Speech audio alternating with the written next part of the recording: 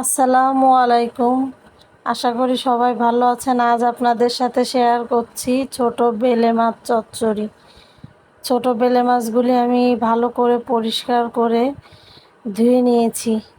আমি শুধু এর পেটটা গেলে দিয়েছি, কারণ ছোট ছোট বেলে মাছ বেশি ভালোভাবে কোটা লাগে না। এগুলো জালিতে করে জোরে ডলা দিলেই ভালোভাবে পরিষ্কার হয়ে যায়।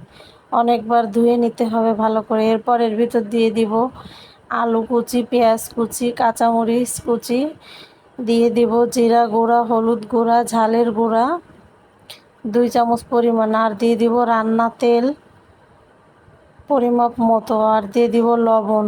সব কিছু ভালোভাবে হাত দিয়ে মাখিয়ে নিতে হবে। ভালোভাবে মাখিয়ে নিয়ে তারপর এটা চুলাতে বসিয়ে দিতে হবে মিডিয়াম আঁচে, ঢাকনা দিয়ে ঢেকে। মিডিয়াম আঁচে বসিয়ে দিতে হবে, আর বারবার নাড়াচাড়া করা যাবে না। ছোট মাছ যেহেতু বারবার নাড়াচাড়া করলে ভেঙে যায়, সেই ক্ষেত্রে 1 থেকে 2 বার নাড়িয়ে চাড়িয়ে দিলেই হবে। যে কড়াইগুলোতে নিচে থেকে লেগে যায় না, সেই টাইপের কড়াইতেই এই ছোট মাছটা চচ্চড়ি করে নিতে হবে। লেগে গেলে ছোট মাছটা উঠাতে গেলে পরে ভেঙে যাবে, দেখতে ভালো লাগবে না, খেতেও ভালো লাগবে না। এভাবে ছোট মাছ চচ্চড়ি করলে খেতে খুবই দারুণ লাগে।